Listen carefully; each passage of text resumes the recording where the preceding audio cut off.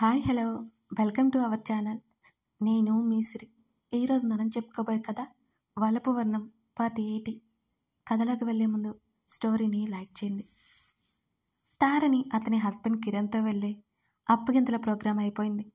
భారంగా వెనుదిరిగి ఎవరింటికి వారు బయలుదేరారు బంధుమిత్రం. అప్పటికే చీకట్లు ముసురుకుంటున్నాయి. అర్జున్ నడుము చుట్టూ చేతులు వేసి అతని వీపుకి తల అంచి కళ్ళు మూసుకుంది ఆకృతి. ఏమైంది అని అడిగాడు బైక్ స్లో చేస్తూ. ఊహూ అంది అతన్నే చుట్టుకొని. మెల్లిగా బైక్ని ఇంటి బాట పట్టించాడు అర్జున్. తార పెళ్లి నుంచి ఇంటికి వెళ్ళిన వివిధకి హాల్లో విశ్వ కనిపించగానే ఆశ్చర్యపోయింది. విస్సు సంతోషంగా వెళ్ళి పక్కన కూర్చుంది.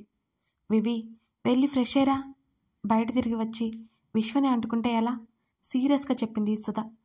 విస్సు 10 minutes అని చెప్పి తన గదిలోకి వెళ్ళిపోయింది.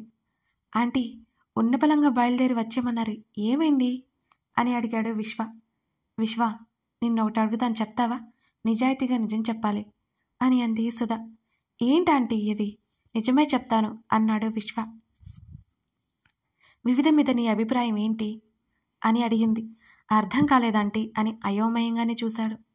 వివిధని నీకిచ్చి పెళ్లి చేయాలని అనుకున్నాం అంకుల్ నేను. నీ అభిప్రాయం ఏంటి అని అంది సుధా. వాట్? ఏమైంది విసు? ఆంటీ, నాతో అంటే అన్నారు, వివిధతో మాత్రం అనొద్దు, మేము ఫ్రెండ్స్ అంతే అని అన్నాడు విశ్వ. విశ్వ, నిజంగానే అంటున్నావా అని అడిగింది మరోసారి సుధా. అవునాంటీ, వివిధ నాకు కేవలం బెస్ట్ ఫ్రెండ్ అన్నాడు అతను. అవునా, అలా అయితే ఇవేంటి? ఒక కవర్ టేబుల్ మీద పెట్టింది సుధా. ఏంటవి? ఆ కవర్ తీసుకుని షాక్ అయ్యాడు విశ్వ. నిజంగానే ఫ్రెండ్షిప్ అంటావా అని అడిగింది సుధా. మౌనంగా ముఖం పక్కకి తిప్పుకున్నాడు విశ్వ.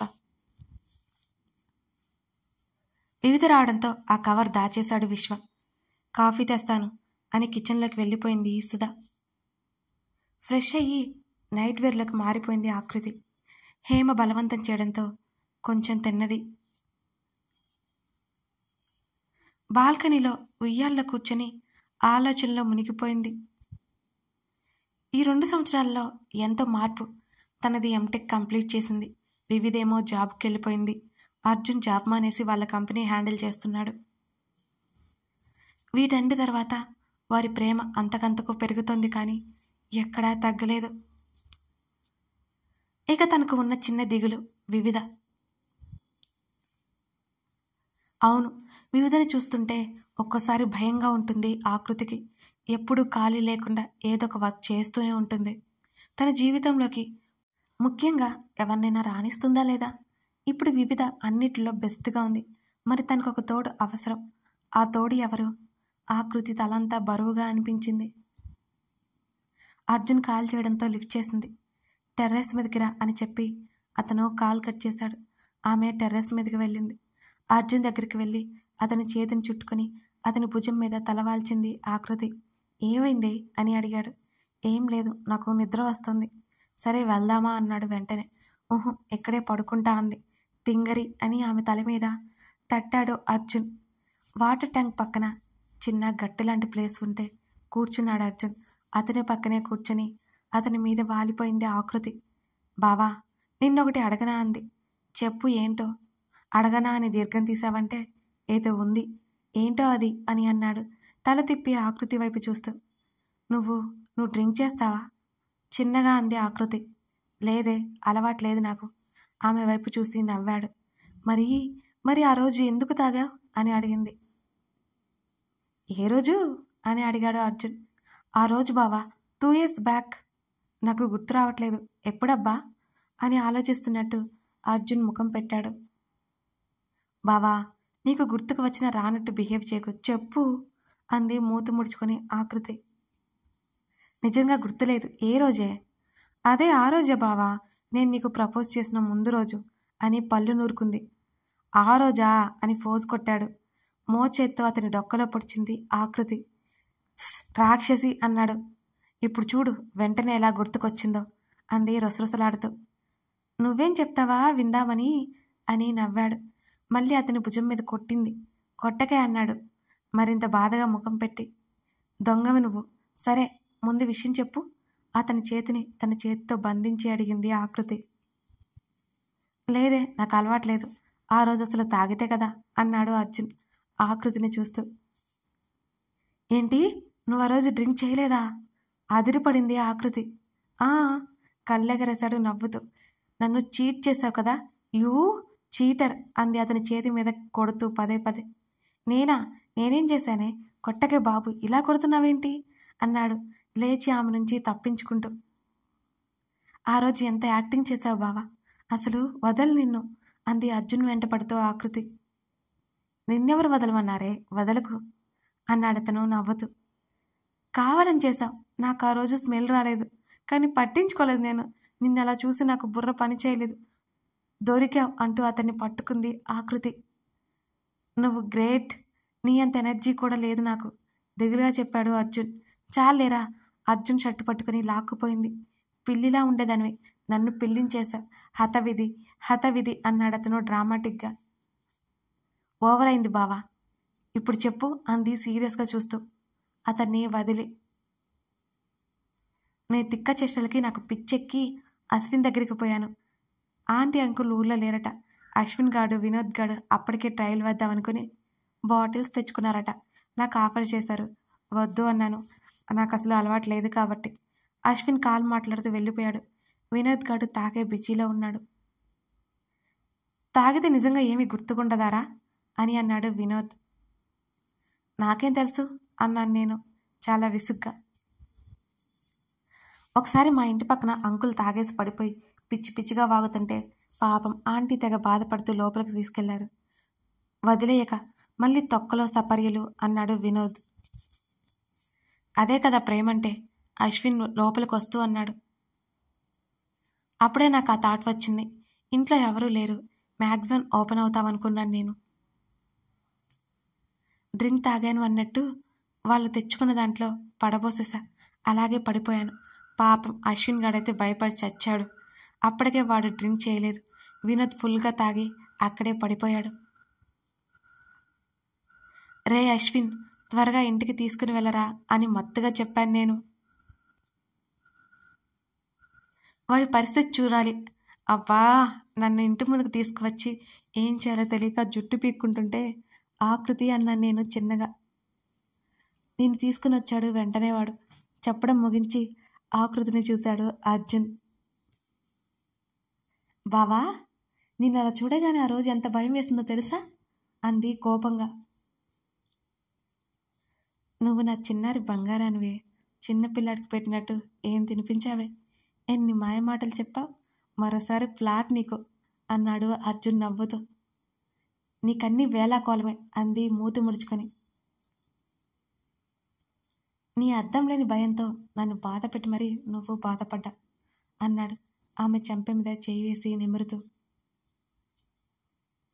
ఆకృతికి అన్నీ గుర్తొచ్చి కన్నీటితో అతన్ని హక్ చేసుకుంది. సారీ బాబా అంది. ఆపువే బాబు, ఇప్పుడు స్వీట్ కిస్ ఒకటి ఇస్తే నీ సారీ ఎక్స్క్యూజ్ చేస్తా అన్నాడు మరింత అందంగా నవ్వుతూ. సీరియస్ సిచ్యువేషన్లో కూడా ఏంటి బావా నువ్వు అని అంది మూతి ముద్దుగా ముడుచుకొని. మరి ఆకృతి, సిచ్యువేషన్ ఏదైనా నీలా మూగి మూకల్లా ఉండడం నాకు కష్టంలే అన్నాడు. బావా చిరుకోపంగా అరిచింది. ఆకృతిని పైనుంచి కింద వరకు పరిశీలనగా చూశాడు అర్జున్. ఏంటి బావా అంది సిగ్గుతో తలదించుకొని.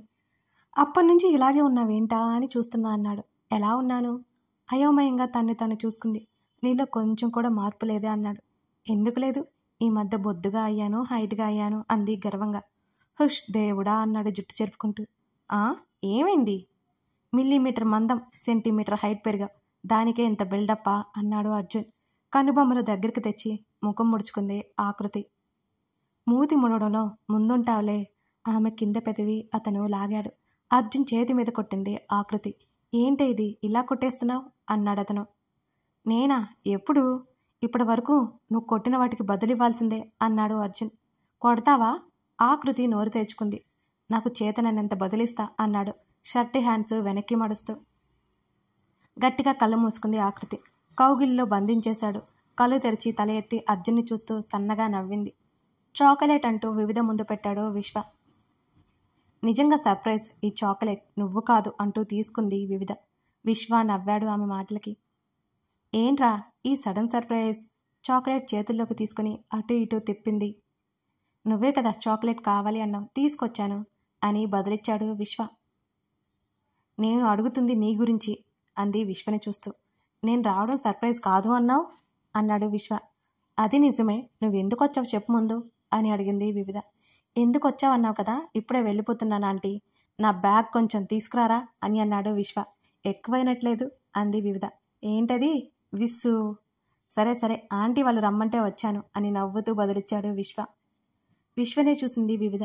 ఏం మాట్లాడారు అని అడిగింది. ఇంకా ఏం మాట్లాడలేదు అని అన్నాడు విశ్వ. సరే గార్డెన్లోకి వెళ్దామంది. పదా అన్నాడు. ఇద్దరు గార్డెన్లో అలా నడవసాగారు.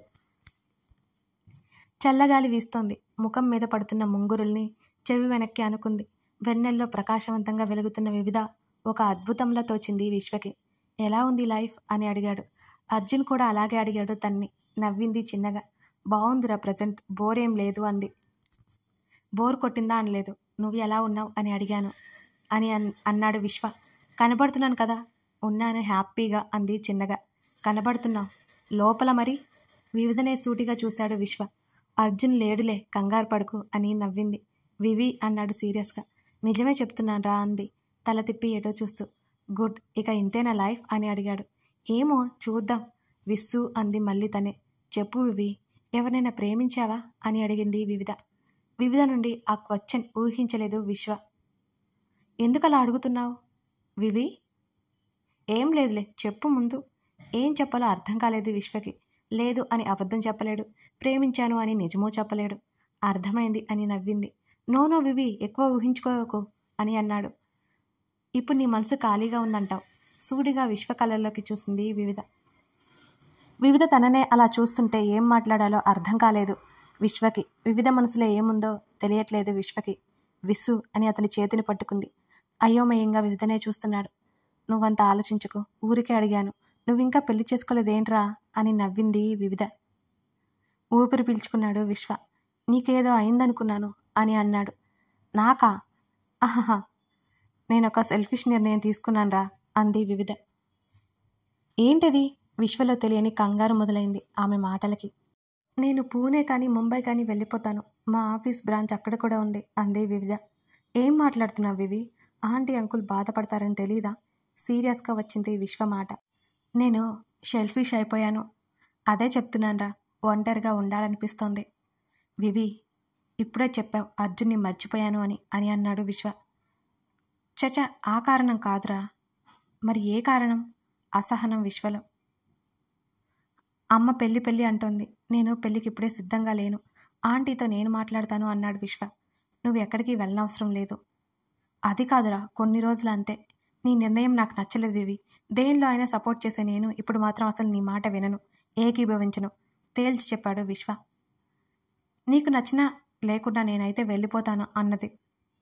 నేను వెళ్ళనివ్వను విశ్వ కోప్పడ్డాడు. వెళ్తాను, నీకు ఇన్ఫర్మేషన్ ఇచ్చాను అంతే వివిధ సీరియస్గా చెప్పింది. నువ్వు కన్ఫర్మేషన్ ఇచ్చినా సరే నువ్వు వెళ్ళేది జరగదు అన్నాడు తీక్షణంగా వివిధనే చూస్తూ విశ్వ. కోపం వచ్చేసింది విశ్వ మాటలకి. జరుగుతుంది అంది గట్టిగా. ఇద్దరి వాదన పెరిగిపోయింది. జరగదు వివి, వెళ్ళనివ్వను నిన్ను, ఖచ్చితంగా చెప్తున్నాను అని అన్నాడు విశ్వ. నువ్వెవరు నన్ను ఆపడానికి అంది ఆవేశంగా. అంతలోనే తనేమన్నదో గుర్తుకొచ్చి ఆమె తల తిప్పుకుని బాధపడింది. విశ్వని చూసింది. చిన్నగా నవ్వి, నీ బెస్ట్ ఫ్రెండ్ వివి, అంతకంటే ఎక్కువగా ఆత్మబంధువుని అనుకున్నాను.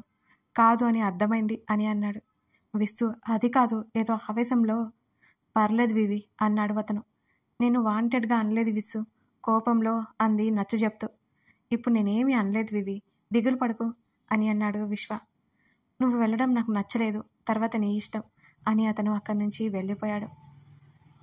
తల పట్టుకుని అక్కడే చైర్లో కూర్చుంది వివిధ. తను విశ్వని అలా ఎలా అనగలిగిందో. ప్రతి బాధలో తోడున్నాడు. తనంటే ఎంత అభిమానం, ఎంత ఇష్టం. ఎవరు సపోర్ట్ చేసినా చేయకపోయినా ప్రతి విషయంలో తను ఎంత సపోర్ట్గా ఉంటాడు. అర్జున్ తనకి దూరమైనప్పుడు ఓదార్పుగా ఉన్నాడు. విశ్వని అలా అనడానికి అసలు నోరు ఎలా వచ్చింది తనకి? అప్పుడు కూడా అతను వాదించింది తన మంచి కోసమే కదా. తన అమ్మా నాన్న బాధపడతారనే కదా. ఎన్నో రోజుల నుంచి సుధా విశ్వ పెళ్ళి చేయాలని అంటోంది. ఇప్పుడు కూడా విశ్వాన్ని పిలిపించడానికి అదే కారణం కావచ్చు. విశ్వకి ఈ విషయం తెలిసే ఉండొచ్చు. కానీ తన దగ్గర ఎప్పుడూ ప్రస్తావించలేదు. తన్ని ఇబ్బంది పెట్టాలని అనుకోలేదు. తన గురించి ఎంతగానో ఆలోచించే విశ్వని అలా ఎలా మాట తూలింది. ఎంత పెద్ద పొరపాటు చేసింది తను. వివిధ కళ్ళల్లో నీళ్లు ఆగకుండా వచ్చేశాయి. బేబీ, వీరేంద్ర పిలుపు వినిపించింది. వెంటనే కళ్ళు తుడుచుకుంది వివిధ. కథ కొనసాగుతుంది. ఇంకో విషయం మీతో చెప్పాలండి. ఈ స్టోరీ గురించి అయితే నేను ఏమీ ఎక్స్ప్లెనేషన్ ఇవ్వదలుచుకోలేదు. ఎందుకంటే నేను రాసే కథలోనే మీకు అంతా అర్థం అవ్వాలి అనుకున్నాను. కానీ మీరు ఒక క్యారెక్టర్ దగ్గరే ఆగిపోయారు. కథని అన్ని వైపులా మీరు చూడట్లేదు. ఈ కథలో క్యారెక్టర్స్ గురించి చెప్పాలంటే ఆ వయసు, ఆ క్యారెక్టర్స్ ఎలా బిహేవ్ చేస్తాయో అని చూపించాను నేను, అంతే. అలాగే అర్జున్ వివిధ పెళ్లి చేసుకుంటే ఎలా ఉంటుందో అనేది మీరు ఊహించుకోవాలి. అది మీకే వదిలేస్తున్నాను. Thank you.